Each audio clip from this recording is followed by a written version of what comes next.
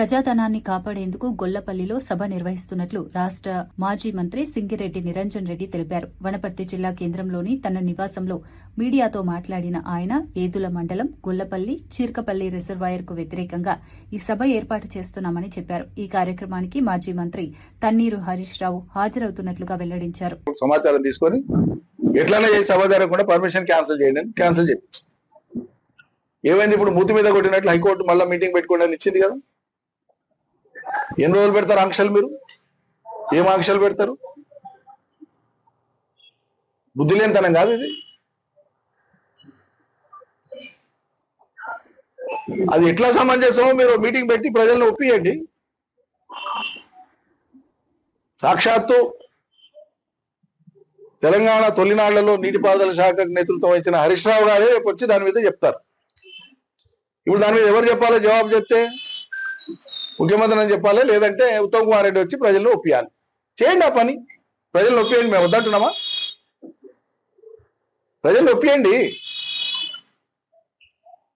Final గా ఆమోదించేది ప్రభుత్వం కదా. ప్రభుత్వము అటువంటి నిర్ణయం తీసుకోదని మేము కూడా భావిస్తున్నాం. కానీ ప్రజల ఆందోళనను ప్రభుత్వం గమనించాలన్న ఉద్దేశంతోనే ఈ సభ పెట్టేది.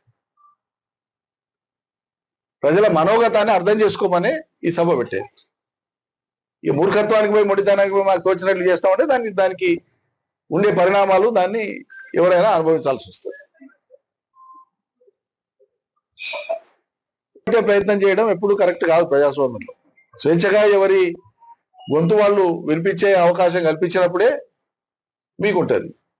మీరు మాకు ఇలా ఆటంకాలు కల్పించి అధికార పార్టీ కదా, లేకుంటే ప్రభుత్వం మాది కదా, ప్రభుత్వ యంత్రాంగం అధికారాన్ని ఉపయోగించుకొని మేము ఆటంకాలు కల్పిస్తామంటే తెల్లారేపటి నుంచి మా వాళ్ళు ఊరుకుంటారా? పెట్టని 100 కేసులు కానీ ఏం చేయాలో చేస్తారు మా వాళ్ళు కూడా. అట్లా ఉత్పన్నమయ్యే పరిస్థితి కారణం ఎవరైతారు? అధికార యంత్రాంగం అవుతారు. నిష్పక్షపాతంగా ఉండాల్సిన అధికార యంత్రాంగం మీరు పక్షపాతం వహిస్తే జరిగే పరిణామాలకు మీరే బాధ్యులవుతారు.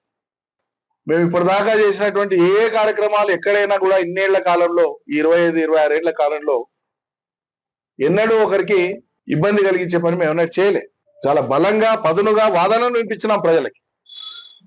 జవాబు ఉంటే చెప్పాలి, లేదంటేనంటే దారి లేదని చెప్పాలి. కానీ దాన్ని తట్టుకోలేకుండా బెంబేలు ఎత్తిపోయి పిచ్చి పిచ్చిగా ప్రవర్తిస్తే అది మీ కర్మ, మీరు అనుభవిస్తారు. Thank you.